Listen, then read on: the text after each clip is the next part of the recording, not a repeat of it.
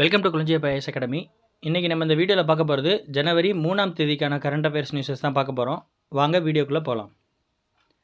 அதுக்கு முன்னாடி 2ஆம் தேதியோட ரிவிஷன் பார்த்தோம் அப்படின்னா, ஃபஸ்ட்டு வந்து ஸ்க்ரப் டைஃபஸ் நம்ம நேற்று பார்த்தோம். ஸோ பாக்டீரியா தொற்று தமிழ்நாட்டில் இப்போ அதிகமாக பரவிட்டு வருதுன்னு பார்த்தோம். ஸோ யார் யாருக்கு அதிகபட்சம் வரும்னு பார்த்தோம் அப்படின்னா, விவசாயிங்க, புதர் மண்டி இடங்களில் அதிகமாக வாழக்கூடியவங்க, இல்லை வந்து கர்ப்பிணி பெண்கள், அவங்களுக்கு அதிகமாக வருதுன்னு சொல்லியிருந்தோம். அது மட்டும் இல்லாமல் இதுக்கான ஆன்டிபயோட்டிக் வந்து அசித்ரோமைசின் அண்டு டாக்ஸிசைக்ளின்ற ஆன்டிபயோட்டிக் யூஸ் பண்ணுறாங்கன்னு சொன்னோம். அதேமாதிரி ஜம்மு காஷ்மீர் மற்றும் லடாக் த்ரூ தி ஏஜஸ் அப்படிங்கிற புக் வந்து அமித்ஷா அவங்க வெளியிட்டிருந்தாங்க. இது வந்து காஷ்மீரோட 3000 ஆண்டு கால வரலாறை பற்றி பேசுதுன்னு பார்த்துருந்தோம். இந்திய பாதுகாப்புத்துறை வந்து இந்த வருஷத்தை வந்து சீர்திருத்தாண்டு அறிவிச்சிருக்குன்னு பார்த்தோம். அதேமாதிரி ஏஜேடி ஜான்சன் அப்படிங்கிறவருக்கு வந்து அவர் பேரில் வந்து வனவிலங்கு வழங்காப்பாளர் அப்படிங்கிற விருதை வந்து தமிழக அரசு அறிவிச்சிருக்குன்னு பார்த்தோம்.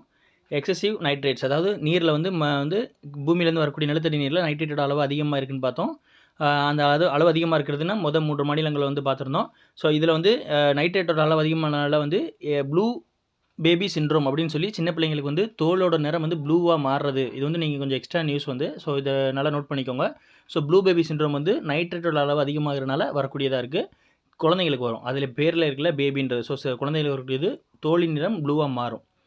அதே மாதிரி பிரதான் மந்திரி ஆவாஸ் யோஜனா கிராமின், வீடுகள் இல்லாதவங்களுக்கு வந்து வீடுகள், ஏழை மக்களுக்கு வந்து வீடுகள் கட்டி கொடுக்கக்கூடிய திட்டம் 10 லட்சம் வீடுகள் சேங்ஷன் ஆகிருக்கு 2025ஆம் ஆண்டிற்கு. So Indian association for angiosperm taxonomy, KS Manilal அப்படிங்கிறவர் வந்து ஒரு அதாவது பொட்டானிஸ்ட்டு, கேரளாவை சேர்ந்தவர். அவர் வாங்கிய வந்து ஒரு ஃபவுண்டேஷனோட பிரசிடெண்ட்டாக இருந்திருக்கிறார். ஸோ அடுத்து பார்த்தோம் அப்படின்னா, இன்றைக்கான நியூஸ் பார்த்தோம் அப்படின்னா, ஸோ வேலைவாய்ப்பை பற்றி ரிப்போர்ட் பார்க்குறோம். ஸோ அதாவது 10 வருஷம் கடைசியாக அந்த 10 வருஷம் 2014லேருந்து 24 அதற்கு இடைப்பட்ட 10 வருஷத்தில் வந்து வேலைவாய்ப்போட சதவீதம் அதிகரிச்சிருக்கு. அதாவது இப்போ வந்து மொத்தம் வந்து 64.3 கோடி அளவில் வந்து வேலைவாய்ப்புகள் ஆகியிருக்கு. அதே மாதிரி இந்த 10 ஆண்டுகளில் 17.9 கோடி அளவு வேலைவாய்ப்புகள் உருவாக்கப்பட்டிருக்கு. ஸோ அந்த வளர்ச்சி தான் 36%. இந்த 17.9 கோடி தான் 36% அப்படின்னு சொல்கிறாங்க. அதே மாதிரி வேளாண் துறையில் என்னென்ன துறையில் எவ்வளோ வளர்ச்சி இந்த 10 ஆண்டுகள் ஏற்பட்டிருக்குன்னு பார்த்தோம் அப்படின்னா, வேளாண்மை துறையில் 19%, உற்பத்தித்துறை மேனுஃபேக்சரிங் செக்டரில் 15%, சேவைத்துறை சர்வீஸ் செக்டரில் 36% வளர்ச்சி ஏற்பட்டிருக்கு. அதாவது வேலைவாய்ப்பின்மை 2017-18 பார்த்தோன்னா 6% இருந்திருக்கு. அதுவே 2023-24 பார்த்தோம் அப்படின்னா 3.2% குறைஞ்சிருக்கு. ஸோ இதான் வந்து எம்ப்ளாய்மெண்ட்டை பற்றி ஒரு ரிப்போர்ட்டு. ஸோ இது ரொம்ப முக்கியமாக பார்த்துக்க வேண்டியது. அதாவது வேளாண்மையில் வந்து எவ்வளோ அதிகரிப்பு ஏற்பட்டிருக்கு, உற்பத்தி துறையில் எவ்வளோ அதிகரிப்பு, சர்வீஸ் செக்டரில் எவ்வளோ அதிகரிப்பு, அதேமாதிரி வேலைவாய்ப்பின்மை எவ்வளோ தூரம் குறைஞ்சிருக்கு அப்படிங்கிறதையும் ஞாபகம் வச்சுக்கணும். அதே மாதிரி தமிழ்நாடை பொறுத்த வரைக்கும் இந்த எஜுகேஷனை பற்றி பார்த்தோம் அப்படின்னா, நடுநிலை பள்ளிகளில் இடைநிற்றல் வந்து சுத்தமாக இல்லை அப்படின்னு சொல்லி மத்திய அரசு வந்து பாராட்டியிருக்காங்க. நடுநிலை பள்ளிகள்னால் 8ஆவது வகுப்பு வரையும் வரக்கூடியது நடுநிலைப்பள்ளி, 10ஆவது வகுப்பு வரைக்கும் உயர்நிலைப்பள்ளி, 12 வரைக்கும் வரக்கூடியது மேல்நிலைப்பள்ளி, இல்லைங்களா? அப்போது இந்த நடுநிலைப்பள்ளி வரையுமே இடைநிற்றல் வந்து கிடையாது. ஏன்னா நம்ம வந்து 8th வரைக்குமே வந்து கம்பல்சரி பாஸ்ன்ற ஒரு மெத்தடை நம்ம ஃபாலோ பண்ணுறோம், இல்லையா? அப்போது 2019 பார்க்கும்போது 100 பேரில் 99 பேர் வந்து நடுநிலைப்பள்ளி படிப்பை முடிச்சிருந்தாங்க. அதுவே 2023 அது 100% மாறிடுச்சு. 100 பேர் படிக்கிறாங்கன்னா 100 பேருமே பாஸ் அப்படிங்கிற மாதிரி மாறி இருக்கு. மேல்நிலைப்பள்ளி படிப்பை பார்க்கும்போது 2019 81.3 இருந்தது. 2024 வரும்போது 89.2% உயர்ந்திருக்கு. அதாவது 2023-24 கல்வியாண்ட சொல்கிறாங்க. அதுவே மாணவிகளை பார்த்தோம் அப்படின்னா 89.4லேருந்து 95.6 மேல்நிலைப்பள்ளி, அதாவது 12ஆம் வகுப்பு முடிக்கக்கூடிய இது வந்து மாறி இருக்குது. அதே மாதிரி நம்மளோட இப்போ வந்து உங்களுக்கு என்ன ஒரு இதுனா, கிராஸ் என்ரோல்மெண்ட் ரேஷியோ, தமிழகத்தோட கிராஸ் என்ரோல்மெண்ட் ரேஷியோ எவ்வளோ % இருக்குன்றத கமெண்ட் செக்ஷனில் மறக்காமல் சொல்லுங்கள். அதாவது கிராஸ் என்ரோல்மெண்ட் ரேஷியோ அப்படிங்கிறது ஒன்றும் இல்லை, பள்ளிகள் 12 வகுப்பு முடிச்சுட்டு கல்லூரிகளுக்கு செல்லக்கூடிய மாணவர்கள் எண்ணிக்கை. இப்போ 100 பேர் 12th வரையும் படிக்கிறாங்கன்னா அந்த 100 பேரில் எத்தனை ஸ்டூடெண்ட்ஸ் வந்து காலேஜஸ் போகிறாங்க, டிகிரி படிக்க போகிறாங்க அப்படிங்கிறதையுமே தான் வந்து கிராஸ் என்ரோல்மெண்ட் ரேஷியோன்னு சொல்கிறாங்க. ஸோ அப்போ அந்த கிராஸ் என்ரோல்மெண்ட் ரேஷியோ தமிழ்நாடு எத்தனை சதவீதத்தில் இருக்குது அப்படிங்கிறத மறக்காமல் கமெண்ட் செக்ஷனில் சொல்லுங்கள். அதே மாதிரி இப்போ முக்கியமாக வந்து அவார்ட்ஸ் கொடுத்துருக்காங்க. ஸோ விளையாட்டு வீரர்களுக்கு எல்லாமே அவார்ட்ஸ் அறிவிச்சிருக்காங்க. கேல் ரத்னா விருது அறிவிச்சிருக்காங்க, அர்ஜுனா அவார்டு அறிவிச்சிருக்காங்க. அது மட்டும் இல்லாமல் துரோணாச்சாரியர் விருது அறிவிச்சிருக்காங்க, அர்ஜுனா வாழ்நாள் சாதனையாளர் விருது அறிவிச்சிருக்காங்க. யார் யாருக்கு என்ன அவார்டு அறிவிச்சிருக்காங்கன்னு பார்க்கலாம். ஃபஸ்ட்டு வந்து குகேஷ், செஸ் நமக்கு நல்லா தெரியும். இப்போ ரீசெண்டாக நடந்த வேர்ல்டு சாம்பியன்ஷிப்பில் வந்து ஜெயிச்சிருக்காரு, இளம் வயது வீரராக ஜெயிச்சிருக்காங்க. ஸோ டின் லெரிங்கில் வந்து சீன பிளேயர், அவர் வந்து ஜெயிச்சு குகேஷ் வந்து இப்போ சாம்பியன் ஆகியிருக்காங்க. ஸோ அவர் வந்து கேல் ரத்னா விருது வாங்குறாங்க. அதே மாதிரி ஹர்மன் பிரீத் சிங் பாரா ஒலிம்பிக்கில் வெண்கலம் பதக்கம் வென்றது இந்திய அணி. அந்த இந்திய அணியோட கேப்டனாக இருந்தவங்க தான் வந்து ஹர்மன் பிரீத் சிங், அவங்களுக்கும் கேல் ரத்னா விருது. அதேமாதிரி பிரவீன்குமார் பாரா ஒலிம்பிக்கில் தடகளம் வந்து தடகள போட்டியாளர் இவங்க. ஸோ கடைசியாக நடந்த பாரிஸ் பாராலிம்பிக்கில் வந்து உயரம் தாண்டுதல் போட்டியில் தங்கம் வென்றிருக்காங்க. ஸோ மனு பாக்கர் துப்பாக்கி சுடுதலில் இவங்க வந்து அதாவது தனிநபர் பிரிவும் சரி கலப்பு இரட்டையர் பிரிவு மென் அண்ட் உமன் மிங்கிள் ஆகி விளையாடுவாங்க இல்லையா, கலப்பு இரட்டையர் பிரிவு அதுலேயுமே வந்து இவங்க ஒரு வெண்கலம் ஆகியிருக்காங்க. ஸோ இந்த 4 பேருக்குமே கேல் ரத்னா விருது அறிவிக்கப்பட்டிருக்கு. குகேஷ், ஹர்மன்பிரீத் சிங், பிரவீன்குமார் அண்ட் மனு பாக்கர். ஸோ யார் யார் என்ன போட்டிங்கிறதுனால ஞாபகம் வச்சுக்கணும். துப்பாக்கி சுடுதல் அதாவது அவங்க வந்து உயரம் தாண்டுதல் பாராலிம்பிக்கில், அவர் வந்து ஹாக்கி இலக்கோ கேப்டன். துரோணாச்சாரியர் விருதுங்கிறது வந்து அதாவது வந்து அவங்க வந்து விளையாட்டு போட்டிகள் வந்து ஓய்வு பெற்றால் கூட அவங்க வயது முதிர்மை ஆனால் கூட வந்து விளையாட்டுக்காக அவங்களை அர்ப்பணிக்கிறது வந்து ட்ரைனிங்கு, கோச்சாக இருக்கிறது, அந்த மாதிரி ஃபேக்கல்ட்டியாக இருக்கிறது, மென்டராக இருக்குது, அந்த மாதிரியான உதவிகள் பண்ணக்கூடியவங்களுக்கு வந்து துரோணாச்சாரிய விருது கொடுப்பாங்க. அதில் 3 பேருக்கு துரோணாச்சாரிய விருது அறிவிக்கப்பட்டிருக்கு. யார் அப்படின்னா தீபாவளி தேஷ்பாண்டே அண்டு சுபாஷ் ராணா அண்டு சந்தீப் சாங்வான்றவங்க ஹாக்கி, தீபாவளி தேஷ்பாண்டே துப்பாக்கி சுடுதல், சுபாஷ் ராணாங்களும் துப்பாக்கி சுடுதலாம், பட் பாராலிம்பிக்கில் துப்பாக்கி சுடுதல். ஸோ 3 பேர் துரோணாச்சாரிய விருது ஞாபகம் வச்சுக்கணும். ஸோ லாஸ்ட் டைம் வந்து எக்ஸாமில் கேட்ட ஒரு இது துரோணாச்சாரிய விருது அப்படிங்கிறது. அர்ஜுனா விருது வாழ்நாள் சாதனையாளர் விருது வந்து 2 பேர் கொடுத்துருக்காங்க. ஒன்று சுச்சா சிங், அவங்களும் தடகளம் தான். ஸோ முரளிகாந்த் நீச்சல் பாராலிம்பிக்கில். So Murlikant Paralympic and Sucha Singh தடகளம். அதே மாதிரி பார்த்தோம் அப்படின்னா ராஷ்ட்ரிய கேல் புரோத்சாகன் புரஸ்கார் விருது, அது எதுக்காக அப்படின்னா இந்திய உடற்கல்வியியல் அறக்கட்டளை வாங்கியிருக்காங்க. எதற்காக வாங்கியிருக்காங்கன்னா விளையாட்டுத்துறை ஊக்குவிப்பு மற்றும் வளர்ச்சி அதில் பங்கு பெறக்கூடிய நிறுவனங்களுக்கு கொடுக்கக்கூடியதான் ராஷ்ட்ரிய கேல் புரோத்சாகன் புரஸ்கார் விருது. ஸோ அதே மாதிரி மௌலானா அபுல் கலாம் ஆசாத் கோப்பை வந்து சண்டிகர் யூனிவர்சிட்டி வாங்கியிருக்காங்க ஒட்டுமொத்த ஓவரால் சாம்பியன்ஷிப்பில். ஸோ ரன்னரப்பாக யார் வந்திருக்காங்கன்னா லவ்லி தொழில்முறை யூனிவர்சிட்டி, இதுவும் பஞ்சாபை சேர்ந்தவங்க தான். ஸோ சண்டிகர் வந்து யூனிவர்சிட்டி வந்து மௌலானா அபுல் கலாம் ஆசாத்தோட கோப்பையை ஜெயிச்சிருக்காங்க. அடுத்து ஷார்ட் நியூஸஸ் பார்த்தோம் அப்படின்னா செயில் வந்து இந்தியாவோட great place to work institute, அதாவது வேலை செய்வதற்கான சிறந்த இடம் அப்படின்னு சொல்லி 2வது தடவையாக வந்து அங்கீகரிக்கப்பட்டிருக்கு. எந்த இது நம்மனா இந்திய எஃகு ஆணையம் செயில், நல்லா ஞாபகம் வச்சுக்கணும். ஸோ அதே மாதிரி ஜவுளித்துறை அமைச்சகம் வந்து இந்தியாவோட பல்வேறு பகுதிகளில் கைத்தறி புடவைகளை கொண்டாடணும் அப்படிங்கிறதுக்காக விராசத் புடவை திருவிழா. ஸோ விராசத் புடவை திருவிழா வந்து புதுடெல்லியில் நடக்குது. ஸோ இது 3வது ஈவெண்ட்டு, 3rd டைம் நடக்குது. ஸோ டெல்லியில் நடக்குது விராசத் புடவை திருவிழா, அவ்வளோதான். அதே மாதிரி இலங்கையோட வடக்கு கரையில் இருக்கக்கூடிய காரை நகர் அப்படிங்கிற ஒரு பகுதியை வந்து மேம்படுத்தணும், புனரமைக்கணும். அது வந்து ஒரு போர்ட்டு மாதிரி, அந்த போர்ட்டில் வந்து புனரமைக்கணும், மேம்படுத்தணுங்கிறதுக்காக 8.5 கோடி ரூபாய் வந்து இந்திய அரசு வந்து நிதி உதவி பண்ணுறாங்க. அப்போது காரை நகருங்கிறது எந்த நாட்டுடன் தொடர்புடையதுன்னா இலங்கை. ஏன்னா நம்மளோட அண்டை நாடுகள்லாம் ரொம்ப வந்து பழக்கமாக இருக்கக்கூடிய அண்டை நாடுகள்லாம் இலங்கை இருக்குது, இந்த பக்கம் மொரிஷியஸ் இருக்குது, இந்த பக்கம் வந்து மியான்மர் இருக்குது. ஸோ இந்த மாதிரியான அண்டை நாடுகளோட உறவு நம்ம நல்லா மெயின்டைன் பண்ணுறோம். அப்படி இருக்கும்போது எந்த நாட்டோட இதுக்கு வந்து துறைமுகத்துக்கு வந்து காரை நகருங்கிற துறைமுகம் வந்து எந்த நாட்டுடன் தொடர்புடையதுன்னு கேட்டால் அது இலங்கை. அதே மாதிரி தெரியும் போபால் விஷவாயு துயரச் சம்பவம் டிசம்பர் 2ஆம் தேதி நடந்தது 1984. ஸோ இந்த 1984 நடந்து இப்போ 2024 ஆயிருக்கு. ஸோ வந்து 40 வருடங்கள் கழித்து என்ன நடக்கிறாங்கன்னா அந்த இதில் இருக்கக்கூடிய வச்சிருக்கக்கூடிய அந்த கெமிக்கல்ஸ் இருக்குது இல்லைங்களா, அது வந்து அகற்றுறாங்க ஃபஸ்ட் டைமாக. ஸோ 337 மெட்ரிக் டன் அளவுடைய ரசாயன கழிவு, அந்த வேஸ்டேஜஸ் ஃபுல்லாக அகற்றுறாங்க. ஸோ மத்திய பிரதேசம் பிதாம்பூரில் இருந்த ஒரு மையத்தில் இந்த அகற்றல் பணிகள் எல்லாமே நடைபெறுது. ஸோ என்ன மாதிரியான கேஸ் லீக்கேஜ் ஆச்சுன்னா மெத்தில் ஐசோசைனைடு மெத்தில் ஐசோசைனைடு தான் வந்து இந்த கேஸ் லீக்கேஜ்னால தான் 1984 ஒரு பெரிய அந்த சுற்றுப்புறத்தில் இருக்கக்கூடிய அந்த ஃபேக்ட்ரியை சுற்றி இருக்கக்கூடிய மக்களுக்கு வந்து நிறைய பேர் வந்து இறப்பு ஏற்பட்டது, நிறைய பேர் வந்து உடல் உபாதைகள் ஏற்பட்டுச்சு. ஸோ அந்த அந்த அந்த படம் ஒன்று பார்த்தீங்கன்னா தெரியும், ரயில் மென்னு நினைக்கிறேன், நான் மாதவன் கூட நடிச்சிருந்தார், நல்ல படம், அமேசான் பிரைமில் வந்துருந்தது. ஸோ அந்த சீரியஸ் வந்து ரொம்ப நல்லாயிருக்கும். அதில் பார்த்தீங்கன்னா இதை பற்றி டீட்டெயிலாக அந்த இதுதான் வந்து இந்த ஈவெண்ட் அப்படியே டீட்டெயிலாக எடுத்திருப்பாங்க. அதுக்கடுத்து ஒரு தொல்லியல் துறை, ஒரு ஆர்கியாலஜி சம்மந்தமான பார்த்தோம் அப்படின்னா இப்போ வந்து சோழர்கால வணிக சங்க கல்வெட்டு ஒன்று கண்டுபிடிச்சிருக்காங்க. எங்கன்னா புதுக்கோட்டை மாவட்டத்தில் இலிப்பூர் தாலுக்காவில் பிலிப்பட்டி அப்படிங்கிற ஊர். ஸோ ஊர் பேர் ஞாபகத்தில் வச்சுருக்கணும், பிலிப்பட்டி. ஏன்னா தமிழ்நாடு சம்மந்தமாக கேட்கும்போது எக்ஸாக்டாக என்ன ஊருன்னு கேட்பாங்க. ஒருவேளை வந்து அதர் ஸ்டேட்லேருந்து கேட்குறாங்கன்னா நமக்கு வந்து மேஜரான டிஸ்ட்ரிக் ஏரியா தெரிஞ்சுக்கிட்டால் கூட போதும். பட் இங்கே வந்து எக்ஸாக்டாக பிலிப்பட்டிங்கிற இடம் சோழர்கால வணிக சங்க கல்வெட்டு. ஸோ எந்த காலம்னு கேட்டால் சோழர் காலம், என்ன நூற்றாண்டுன்னு கேட்டால் 10ஆம் நூற்றாண்டு. அப்போது மன்னன் யாருன்னு கேட்டால் பராந்தக சோழன் அல்லது உத்தம சோழன், அவருக்கு இன்னொரு பேர் தான் உத்தம சோழன்.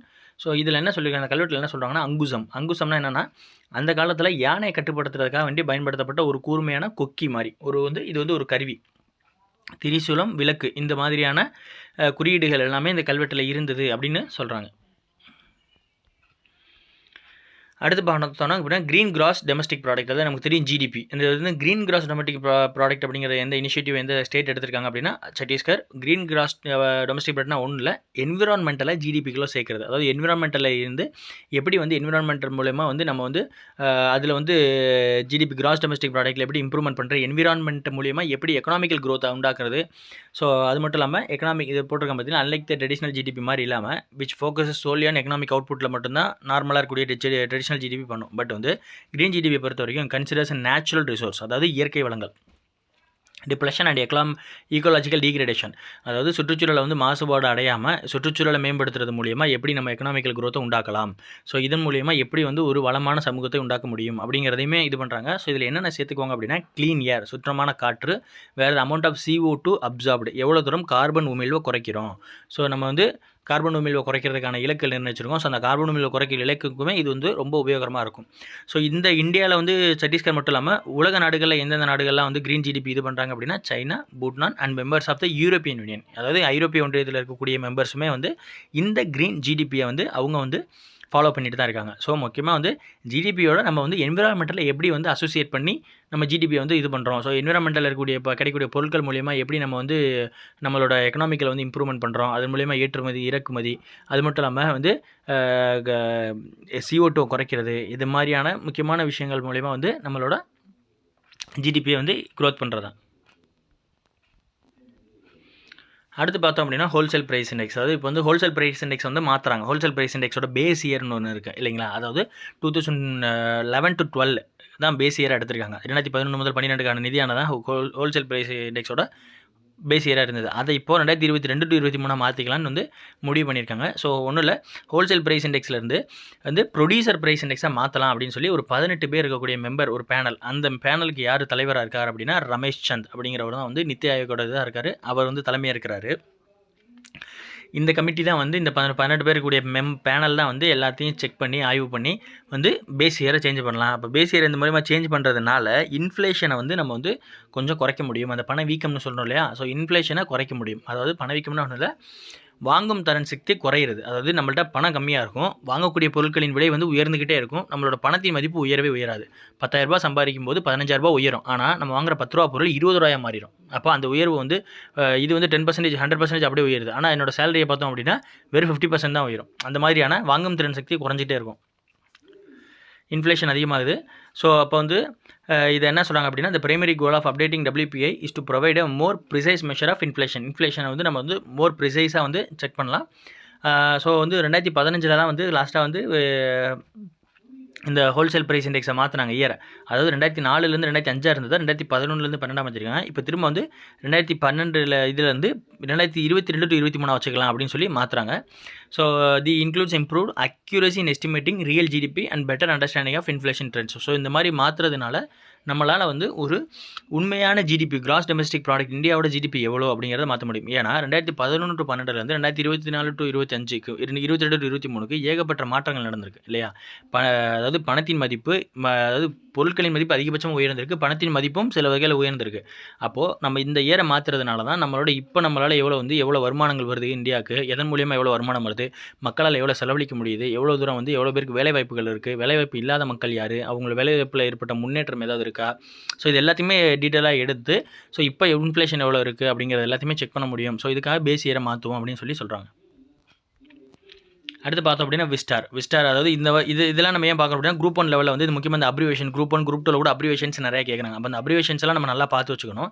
ஒன்றும் இல்லை, விஸ்டார்னா என்னென்னா virtually integrated system to access agriculture resources. அதாவது விஆர் சிஸ்டம் மூலியமாக ஒரு இன்டெகிரேட்டட் அக்ரிகல்ச்சர், அதாவது ஒரு ஒருங்கிணைக்கப்பட்ட ஒரு விவசாய இயற்கை வளங்கள், அக்ரிகல்ச்சர் ரிசோர்ஸஸ், வேளாண் வளங்களை வந்து நம்ம வந்து யூஸ் பண்ணிக்கிறது. அதுக்காக தான் விஸ்டார். இதை யார் இது பண்ணா அப்படின்னா ஐஐடி மெட்ராஸ் வந்து என்ன பண்ணியிருக்காங்கன்னா வந்து மினிஸ்ட்ரி ஆஃப் அக்ரிகல்ச்சரோட ஒரு பார்ட்னர் பண்ணி இந்த ப்ராஜெக்ட்டில் ஹெல்ப் பண்ணுறாங்க. இது மூலிமா என்ன ஆகும் அப்படின்னா ஸோ வந்து அதாவது இயற்கை வளங்கள், வேளாண் வளங்கள் எங்கெங்கெல்லாம் அதிகமாக இருக்குது, ஸோ அதை வந்து இந்த மாதிரி வளங்களை வந்து நம்ம எதுக்கெல்லாம் யூஸ் பண்ணலாம், இந்த இடத்துல என்ன மாதிரியான வேளாண்மை வந்து செழிப்பாக இருக்க வாய்ப்பு இருக்குது அப்படிங்கிறத பற்றி சொல்கிறது தான் வந்து ஐஐடி மெட்ராஸ் வந்து அவங்களோட டைப் பண்ணியிருக்காங்க.